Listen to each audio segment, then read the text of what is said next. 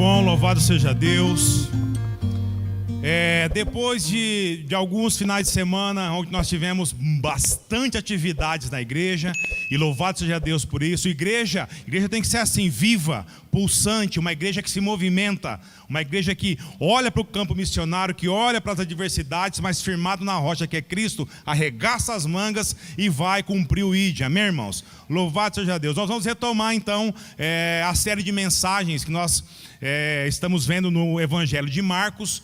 Eu queria que você abrisse a sua Bíblia hoje no Evangelho de Marcos, lá no capítulo 9, nós vamos ler do verso 1 até o verso de número 13. Essa série de mensagens é intitulada O que quer que eu faça, onde nós estamos vendo expositivamente, texto a texto, do Evangelho de Marcos. E hoje é o Evangelho de Marcos, capítulo 9, dos versos 1 até o verso de número 13. E o título da mensagem de hoje é: Quem vê cara, não vê coração. Marcos capítulo 9, dos versos 1 ao 13. E o título da mensagem de hoje é: Quem vê cara, não vê coração. Diz assim a palavra de Deus: Disse-lhes mais: em verdade vos digo que dentre os que estão aqui há alguns que de modo algum provarão a morte, até que vejam o reino de Deus chegando com poder. 6 dias depois, Jesus tomou Pedro, Tiago e João e levou-os em particular a um alto monte e foi transfigurado diante deles. As roupas dele resplandeceram e ficaram extremamente brancas, como nenhum lavandeiro na terra poderia branqueá-las. Então Elias e Moisés apareceram diante deles e falavam com Jesus. Tomando a palavra, Pedro disse a Jesus: Mestre, é bom que estarmos aqui. Façamos 3 tendas, uma para ti, outra para Moisés e outra para Elias. Pois não sabia o que dizer, porque ficaram com muito medo. Nisso veio uma nuvem que os cobriu, e dela saiu uma voz que dizia: Este é o meu filho amado, a ele ouvi. De repente, olhando em redor, não viram mais ninguém, a não ser Jesus. Enquanto desciam do monte, Jesus ordenou-lhes que ninguém contasse o que tinha visto, até o que o Filho do Homem ressuscitasse dentre os mortos. E eles guardaram o caso em segredo, conversando sobre o que seria o ressuscitar dentre os mortos. Então perguntaram-lhe: por que os escribas dizem ser necessário que Elias venha primeiro? Jesus respondeu: na verdade, Elias vem primeiro e restaura todas as coisas. Mas então, como está escrito que o Filho do Homem deve sofrer muito e ser desprezado? Digo-vos, porém, que Elias já veio, e fizeram-lhe tudo quanto quiseram, segundo está escrito a seu respeito. Até aqui, abaixe sua cabeça. Senhor nosso Deus e amado Pai, nesse momento, Senhor, nós estamos aqui, Pai, diante da Tua palavra, e nós clamamos, Deus, a ação do Teu Santo Espírito no nosso meio. Abra nosso coração, Senhor, abra nosso entendimento, para que nós consigamos enxergar, Deus, todas as verdades contidas aqui. Fale, Deus, poderosamente, que nós possamos, Deus, sair daqui muito melhores que nós entramos. Nós te agradecemos por esse privilégio que nós temos no Teu Filho amado Jesus Cristo, pois é no nome dele que nós oramos. Amém. Meus irmãos, nós vimos no texto anterior a esse, acho que 3 domingos atrás, Jesus dizer as palavras mais importantes no que se refere ao discipulado cristão, que para ser discípulo dele, não será de forma impositiva. Ele disse: se alguém quiser vir após mim, ou seja, os que o Pai levar a ele, tomará a decisão de segui-lo sem imposição alguma, pois essa é a vontade do Pai. Não haverá imposições, mas haverá implicações após essa tomada de decisão, que são: negue-se a si mesmo. onde Cristo lhe propõe dar as costas a mim e a você, a nós mesmos, às nossas paixões, aos nossos desejos, bem como a tudo que esse mundo aí fora oferece a mim e a você, contrariando toda a cultura humanista e egoísta que você encontra lá fora. Jesus também disse: tome a sua cruz e me siga. Onde claramente nós podemos perceber o apontamento para quê? Para o batismo. A partir de onde sentiremos de fato o transportar da cruz dos nossos ombros. Quando você de fato se rende ao soberania de Cristo na sua vida. Pois uma vez que negando a nós mesmos e o mundo, isso vai causar estranheza. Que vai gerar o quê? Oposição, dificuldade, afastamentos, perseguições. Conforme vemos acontecer com os cristãos, não só aqui, mas no mundo todo afora. Pois quem quiser preservar a sua vida, irá perdê-la, é o que o Senhor disse. Ou seja, quem quiser continuar as voltas com que esse mundo oferece, vai perder a sua vida, a terrena, e cedo ou tarde, a eterna. E ele continua dizendo: quem perder a sua vida por causa de mim e do Evangelho, irá preservá-la.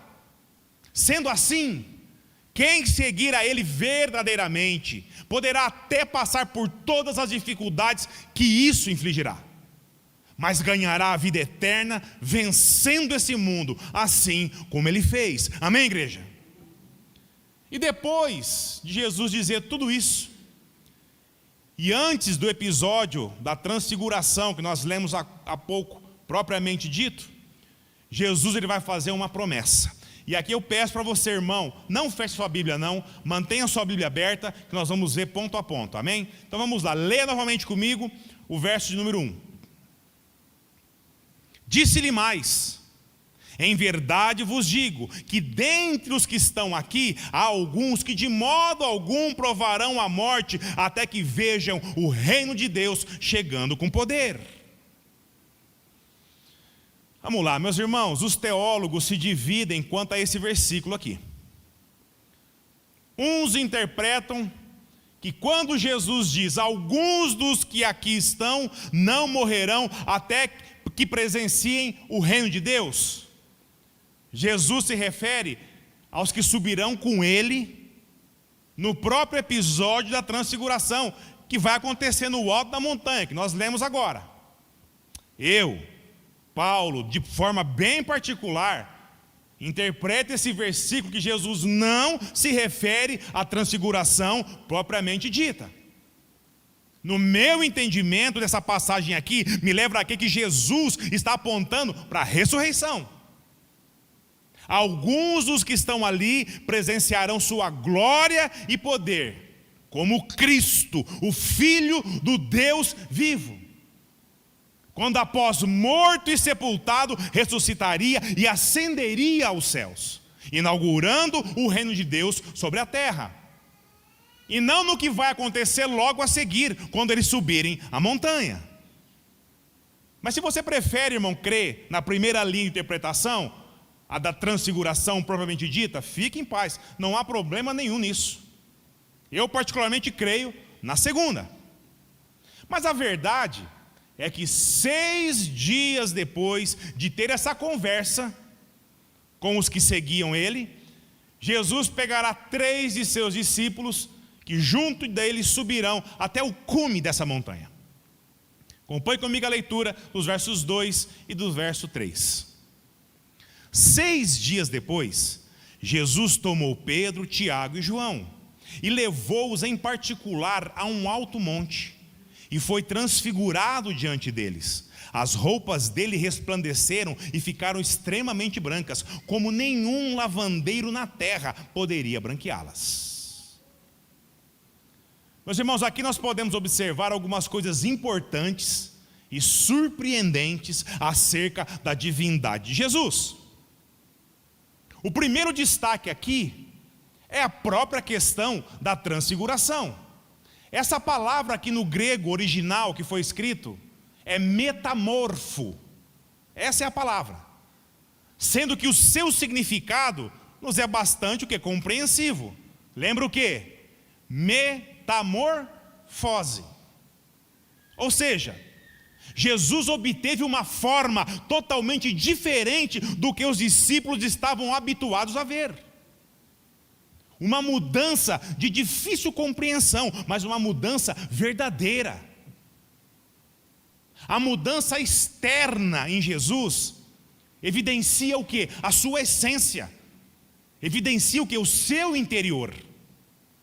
E aqui, irmão, nós podemos abrir um parênteses muito grande para mim e para a sua vida, quando a Bíblia nos diz para sermos o que? Imitadores de Cristo.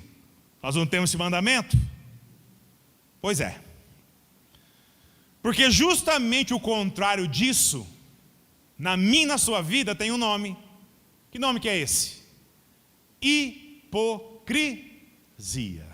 Hipocrisia.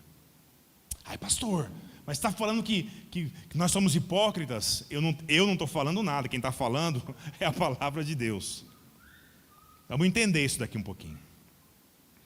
E quando eu falo na minha e na sua vida, é porque sim, irmãos, em alguma medida nós sofremos desse mal, chamado hipocrisia. Você quer um exemplo bem prático sobre isso? Vamos lá, vamos pegar uma coisa bem corriqueira.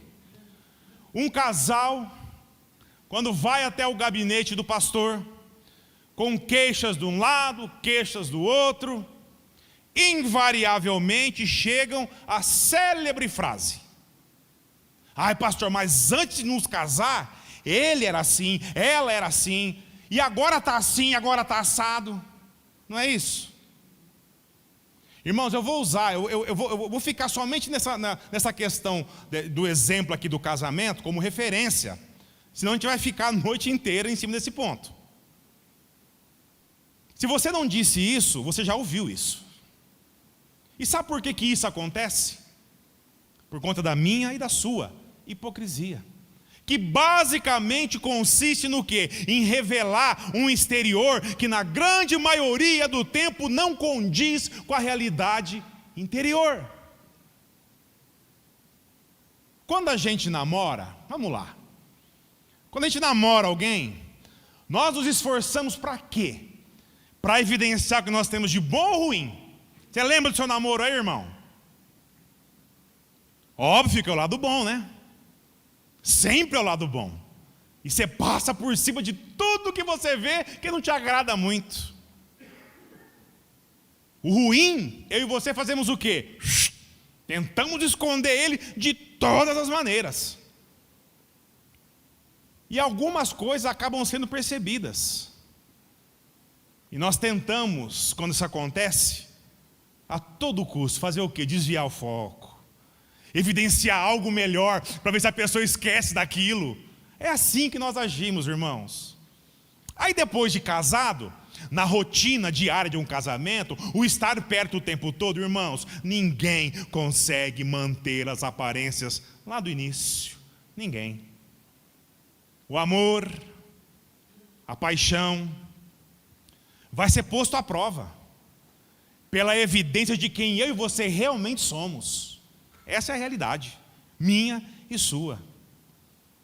Por isso, o casamento não pode se basear no amor como um sentimento, mas num amor como um compromisso que nós fizemos com o outro. Não, com Deus. Irmãos, preste atenção que isso é muito importante. Não é o amor que sustenta um casamento, mas o casamento que sustenta o amor. Pois o que nós sentimos, facilmente a gente vai deixar de sentir quando a gente o quê? Se decepciona. Nós tentamos projetar em nosso exterior não aquilo que nós somos, mas aquilo que nós gostaríamos que o outro pensasse que fosse. Irmãos, nós podemos nos iludir. Ninguém quer ficar mal na fita. Ninguém. E por isso nós ocultaremos a essência E tentaremos evidenciar o quê? As aparências. E o nome disso é hipocrisia. Hipocrisia. E a Bíblia diz que eu e você nós somos assim. Nós tentamos agir de modo diferente, em ambientes diferentes, para pessoas diferentes. Por mais transparentes que eu e você possamos nos julgar, porque se a gente é bom nisso. Não, eu sou, minha vida é um livro aberto. Será? Por mais transparentes que nós possamos nos julgar, o nosso exterior irá depender de como, onde e quem vai estar envolvido na situação. Você vai pensar antes de agir, de falar, dependendo de quem está do outro lado. Meus irmãos, no fundo, nós só queremos ser o quê? Aceitos, é só isso. Amados, compreendidos. E tememos o quê? Expor o que há dentro de nós. Por isso nós evidenciamos o quê? Só o que interessa. Só o que interessa. Mas aqui, irmãos, não é o que está acontecendo com Jesus. Aqui não é a transformação do seu exterior, mas a evidência do lado de fora do que Jesus, ele é por dentro. Exatamente o contrário da hipocrisia. Percebe a diferença? Percebe o desafio e a responsabilidade, irmãos, em refletir Cristo na minha e na sua vida?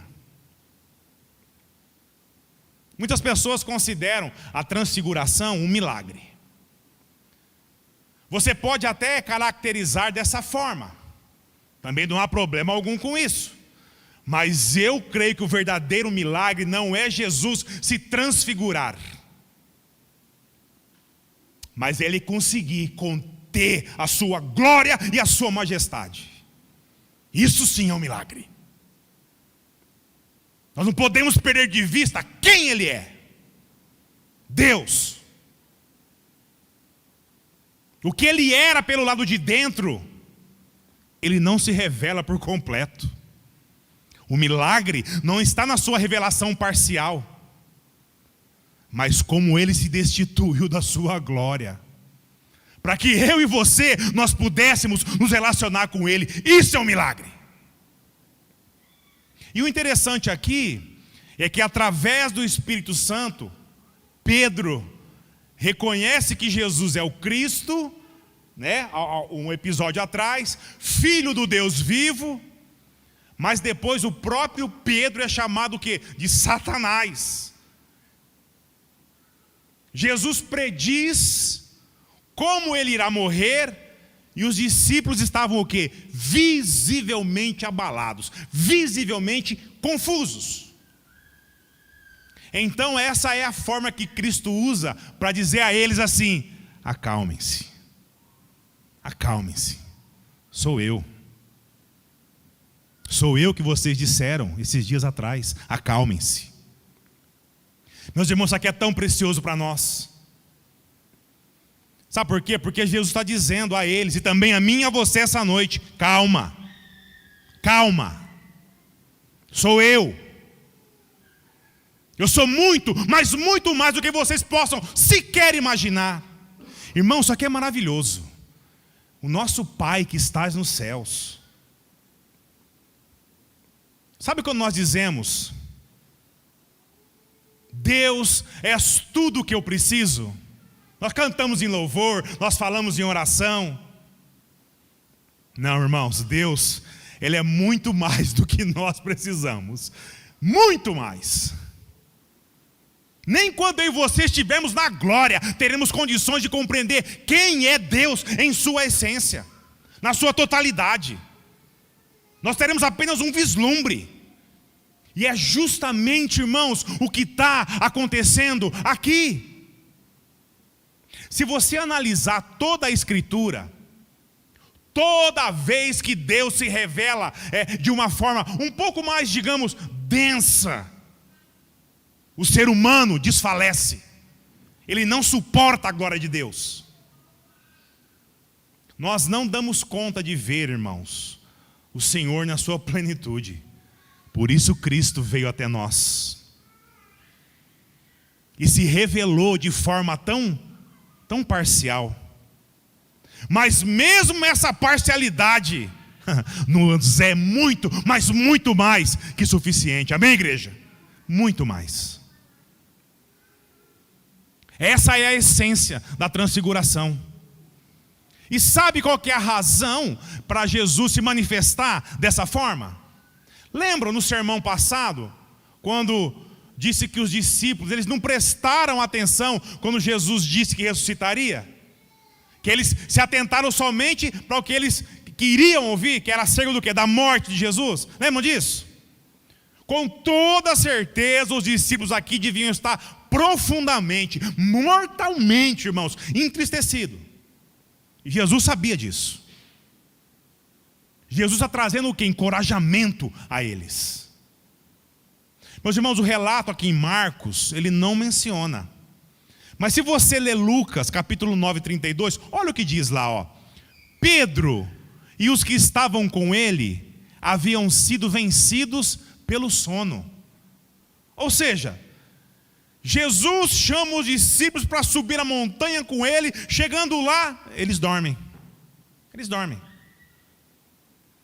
Isso aqui é uma evidência clara que aqueles homens estavam espiritualmente abatidos. E especificamente aqui, irmãos, não era o físico, mas era a alma, era o espírito. Vamos lá, pensa comigo. Já fazia uns 2 anos mais ou menos que eles caminhavam com Cristo. E agora eles estavam presenciando coisas extraordinárias ao lado de Jesus. As expectativas acerca do Messias eram as mais altas possíveis.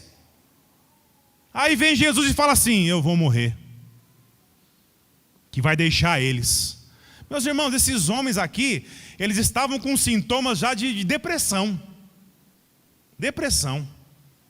A pessoa deprimida, ela não tem vontade de fazer nada. E dormir para ela é uma forma de se ver livre disso tudo. Pelo menos um pouco. Sabe, de uma realidade que não agrada muito ela. Ela vai o quê? Ela vai dormir. O único equívoco que eu vejo aqui é que esses homens se atentaram apenas na metade do que Jesus disse. Pois se eles tivessem compreendido suas palavras por completo, eles não agiriam assim. E nesse ponto, eu e você, muitas vezes, agimos de igual modo. A gente vem ao culto, domingo após domingo, ouvimos a palavra de Deus, mas compreendemos o quê? Parte dela só. Pois se nós entendêssemos de fato tudo que Jesus nos diz, não haveria razão para eu e você temermos, nenhuma. Não haveria razão para eu e você sequer duvidar. Não haveria razão, irmãos, para a gente cair em depressão física e espiritual, nenhuma. Porque Jesus nos disse todas as coisas e já nos deu todas as coisas necessárias para a nossa vida, inclusive a minha e a sua vida piedosa. E isso aqui revela que nós podemos conhecer Jesus e não ter intimidade plena com Ele. Por isso eu me pergunto, à Igreja Batista Vida em Cristo: como é que está, irmão, o seu relacionamento com Cristo? E aqui, irmãos, eu não me refiro à sua relação com a igreja, não. Estou te perguntando como está o meu e o seu relacionamento com o Senhor. Não estou perguntando em relação a algum ministério. Quantos capítulos da Bíblia você lê por dia? Ou por quanto tempo você passa de joelho no chão orando? A pergunta aqui é outra. Como é que está o meu e o seu, o nosso relacionamento com Jesus? Pois a Bíblia diz que é possível conhecê-lo, ouvir suas palavras, caminhar com Ele, e mesmo assim, não tem intimidade alguma com o Senhor. Como é que está, irmão? Como é que está, irmã? O relacionamento com Cristo. Leia novamente comigo os versos 4 e 5. Então Elias e Moisés apareceram diante deles e falavam com Jesus. Tomando a palavra, Pedro disse a Jesus: Mestre, é bom estarmos aqui. Façamos 3 tendas, uma para ti, outra para Moisés e outra para Elias. Meus irmãos, uma coisa interessante aqui é que se nós lermos de qualquer jeito, como se lê uma bula de remédio ou uma receita de bolo, pode até passar desapercebido. Está aqui no verso 4. Como que Pedro sabia que era Elias e Moisés que estavam com Jesus? Pensa comigo, como é que ele sabia? Vamos lá, eles estavam dormindo, é o que a palavra nos diz, e acordaram o quê? No susto. Aí viram os 3 reunidos ali, e Pedro, mais do que depressa, abre sua boca e diz que faria o quê? Tendas para eles. Como é que Pedro sabia que era Elias e Moisés, se Pedro nunca havia visto eles, irmãos? Não tinha internet, não tinha fotografia, não tinha nada. E eles haviam morrido o quê? Séculos atrás. Aliás, Moisés morreu, Elias foi arrebatado por Deus. Então como? Como é que ele sabia? Meus irmãos, eu particularmente creio que o que Pedro viveu aqui já é um vislumbre do pleno conhecimento que nós teremos ao estarmos na glória. Pedro imediatamente reconheceu Elias e Moisés.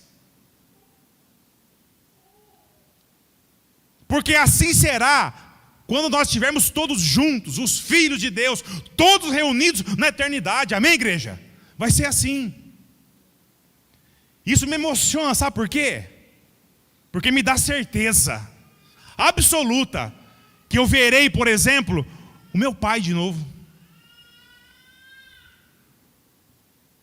Eu não só o verei, mas eu vou reconhecer ele também. Não mais na relação que nós tínhamos aqui, pai e filho, mas nós estaremos novamente juntos, unidos pelo amor de Deus, como irmãos em Cristo Jesus. Amém, igreja? Isso aqui acalma o meu coração, de verdade. Acalma. Isso tira de dentro de mim todo desespero, sabe, sentimento de perda, solidão com relação à ausência daquela pessoa que Deus recolheu. A falta que a pessoa faz, a falta que o meu pai me faz. Sabe por quê, irmãos? Sabe por quê, irmã? É apenas uma questão de tempo. Mas nós veremos eles novamente, amém? É apenas uma questão de tempo. Assim como tantos outros entes queridos, amigos, irmãos em Cristo, meu, seu, que já partiram, mas que em breve nós estaremos juntos novamente, amém? Juntos novamente. Acalma o seu coração, irmão. Acalma o seu coração, irmã. É só questão de tempo. Só questão de tempo. Igreja, por isso a importância de nós investirmos o nosso tempo, a nossa energia, os nossos recursos, as nossas orações, para que o Evangelho alcance aquele a qual nós amamos. Pois somente isso é eterno. O resto ficará tudo aqui. Tudo palha. Tudo se queimará. Então, tomando a palavra, Pedro, sempre Pedro, né? A rocha fundamental onde a igreja está alicerçada na ideia de alguns por aí. E o interessante é que Marcos aqui, logo no verso seguinte, diz que Pedro abriu a sua boca, por quê? Pela teologia dele? Não, por não saber o que dizer. Ele não sabia o que dizer. E olha que interessante, lê comigo o verso 6. Pois não sabia o que dizer, porque ficaram com muito medo. Ei, Pedro. A pedra fundamental da igreja na terra dando uma brecha dessas. Eu acho que Pedro não lia muito Provérbios, não. Provérbios 17 e 28. Quando se cala, até o tolo passa por sábio. E o que fecha os lábios é visto como um homem de grande entendimento. Olha que maravilha isso. Pedro se leu e esqueceu. Você tem o hábito, irmão? Você tem o hábito, irmã? De abrir a boca onde as suas palavras, elas não são necessárias? Pare e pensa um pouquinho só. Vamos lá, vamos fazer uma autoanálise agora. Isso aqui muitas vezes revela um coração cheio de altivez, de arrogância, insensatez, soberba, orgulho. Orgulho. Sabe, não importa o que aconteça, a pessoa, ela tem que falar. Ela tem que falar, ela não aguenta. Geralmente a última palavra é sempre de quem? É sempre dela. Se a última palavra não for dela, você se prepara. Isso acontece muito, vamos lá, com quem é designado a alguma função, algum cargo. Isso acontece demais, irmãos. Seja nas atividades do mundo, no trabalho, escola, na sua comunidade, dentro da igreja. Dentro da igreja. Como isso acontece, irmãos? Cuidado com isso. Cuidado com isso. Fale o necessário.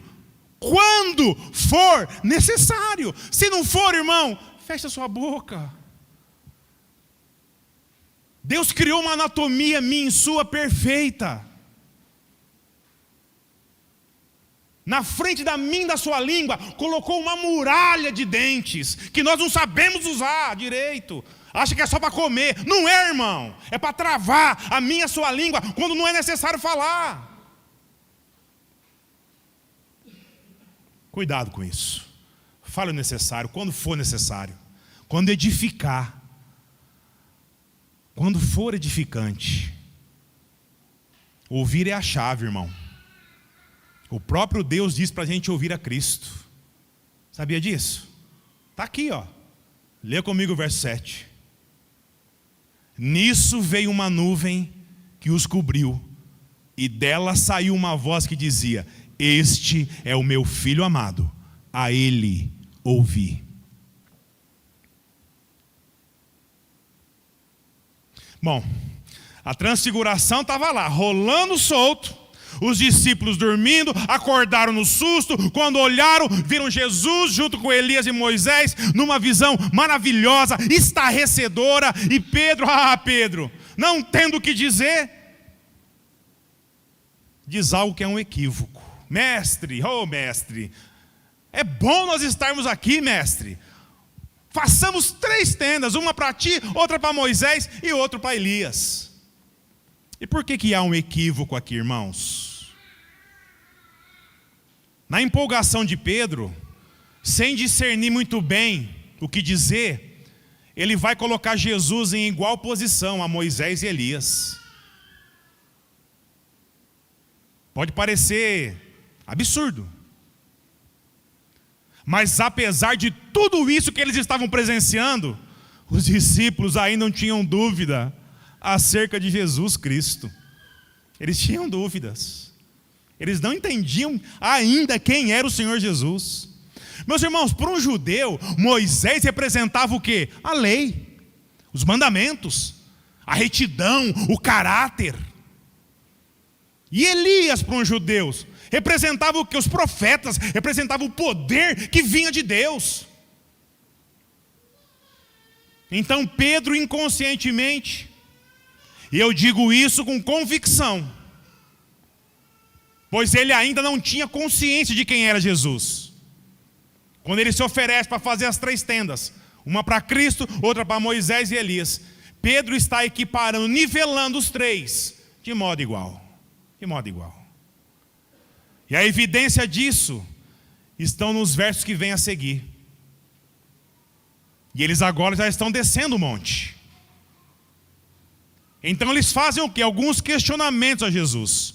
Leia comigo os versos de 11 a 13. Acompanhe a leitura comigo. Então perguntaram-lhe: por que os escribas dizem ser necessário que Elias venha primeiro? Jesus lhes respondeu: na verdade, Elias vem primeiro e restaura todas as coisas. Mas então, como é que está escrito que o Filho do Homem deve sofrer muito e ser desprezado? Digo-vos, porém, que Elias já veio, e fizeram-lhe tudo quanto quiseram, segundo está escrito a seu respeito. Meus irmãos, o que eles estão perguntando para Jesus aqui, e a resposta que Jesus dá, é porque ele entendeu a pergunta. Ele entendeu essa pergunta que foi feita a ele. Mais ou menos assim: mestre, se você é mesmo o Messias, cadê o seu predecessor? Cadê Elias, mestre? Não foi dito que Elias teria que vir antes do Senhor? Então cadê aquele que irá restaurar todas as coisas? Meus irmãos, essa foi a pergunta. E essa ideia que Jesus iria sofrer, que iria padecer, irmãos, isso não entrava na cabeça deles de forma alguma. Por isso o Senhor responde: ah, sim, Elias haveria de vir. E tanto Jesus quanto os discípulos se referem aqui ao profeta que Malaquias disse. E aqui Jesus está se referindo, na resposta, ao que Isaías disse. Mas também não foi dito que o Messias haveria de sofrer. Porque esse era o ponto que eles não entendiam, não aceitavam. O que Jesus está dizendo a eles: vocês estão querendo só parte da verdade, só o que agrada a vocês, e não a verdade toda. Olha o que Jesus diz no verso 13, acompanhe comigo a leitura.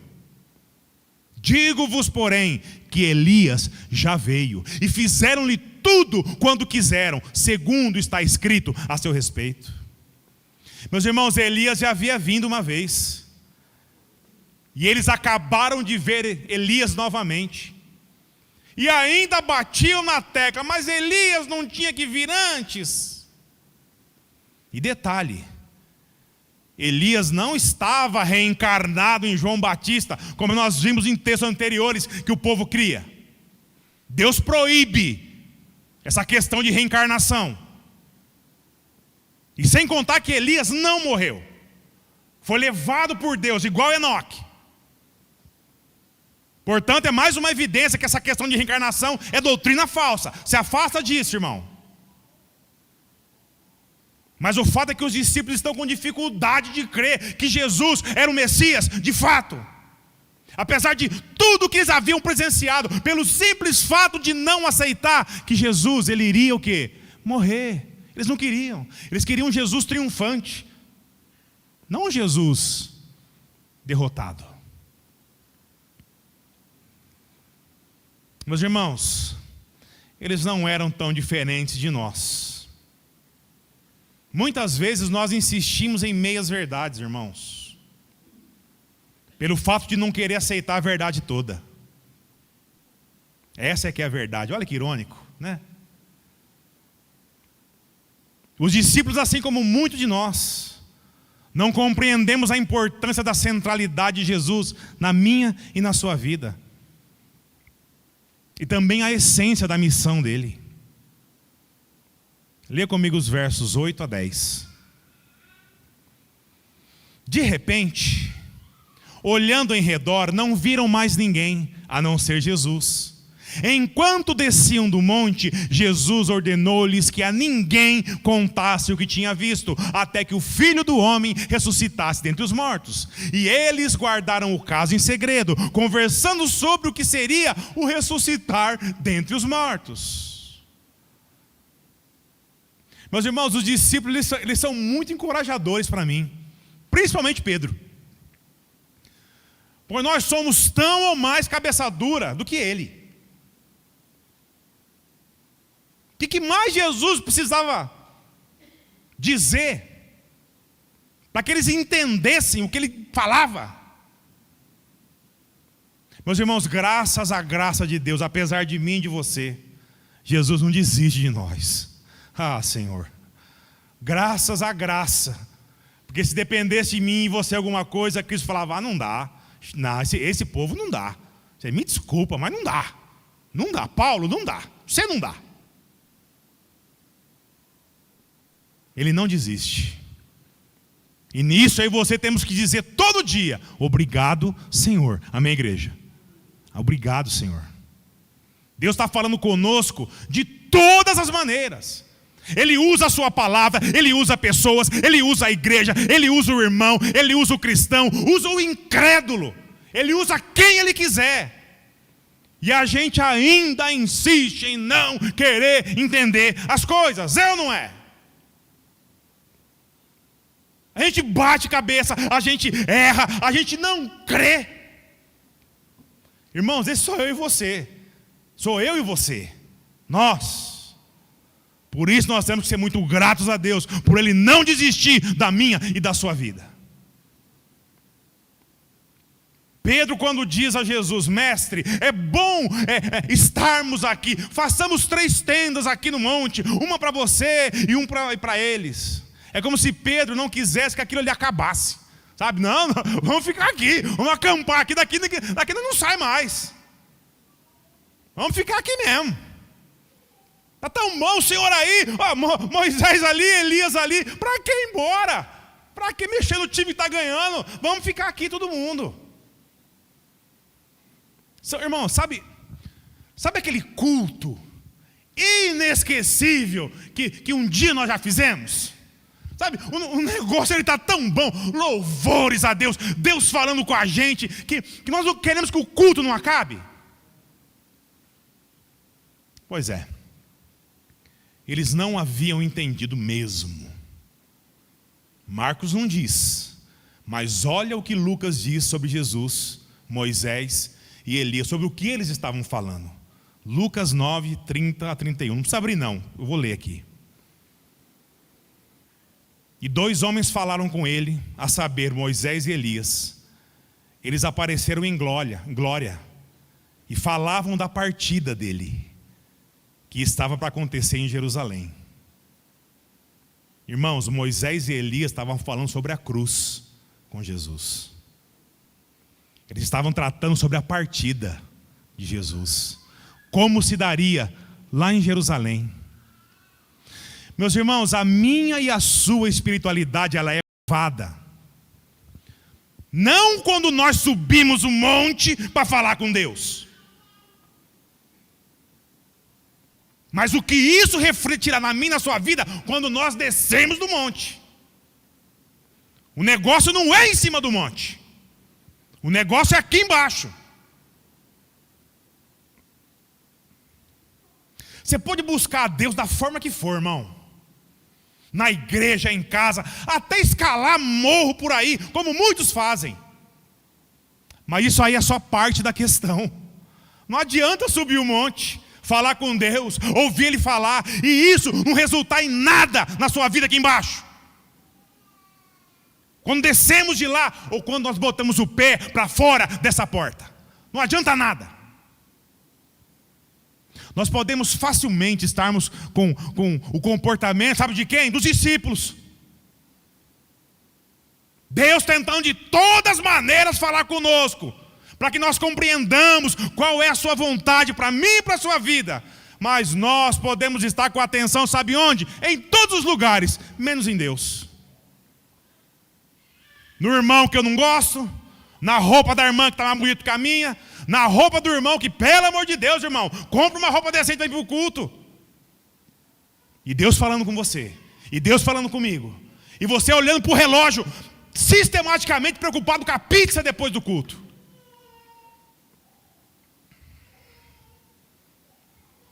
Isso de nada valerá, irmão, para mim e para a sua vida cristã, nada. Por isso Deus hoje nos exorta a voltarmos a nossa centralidade para o teu Filho amado Jesus Cristo, amém? É para Cristo Jesus, irmãos. Nós temos que parar de querer viver uma vida cristã que agrade somente a mim e a você. Parar de achar que o modo como lidamos com as coisas do reino tem que ser de acordo com a minha e com a sua vontade. Nós estamos ali, precisando de voluntários para cuidar das crianças.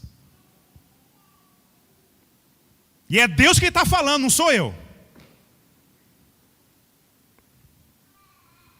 Deus está dizendo aqui hoje que é a vontade dele que vai prevalecer, não é a minha e a sua. Amém? Não é a minha e a sua. Deus, na sua infinita graça e misericórdia, Ele vem dia após dia, semana após semana, mês após mês, ano após ano, nos falando ao seu coração, através da igreja, através de púlpitos como esse, através da sua palavra, e louvado seja Deus por isso. Que apesar de carregarmos por dentro toda a evidência, que não se vê por fora, que é a graça dele, que está sobre mim e você. Isso tem que ser visto, irmão. Isso tem que ser visto, irmã.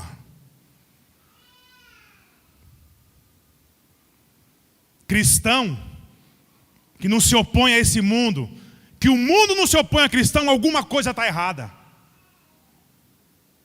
Não existe um pé na igreja e um pé no mundo. Um pé na igreja e um pé no mundo são 2 pés no mundo. E Deus sabe disso. Irmãos, por isso, nós vamos pedir a Deus hoje, que ao descermos hoje desse monte aqui, chamado Igreja Batista Vida em Cristo, nós possamos evidenciar a essência e o propósito e a vontade de Cristo, através da minha e sua vida, sabe onde? Lá fora, no seu trabalho, na sua casa, com o seu marido, com a sua esposa, com o seu pai, com a sua mãe, com o seu filho, a sua filha. Onde você coloca a planta dos pés, as pessoas têm que olhar para você e enxergar o Senhor Jesus, não eu e você. Isso é o que Deus está dizendo a mim e a você essa noite. E sabe por que Ele está dizendo isso, irmão? Através da sua palavra. Irmão, não olha para mim não, eu estou incluso nisso também. O pastor, não é o pastor, é Deus através da sua palavra.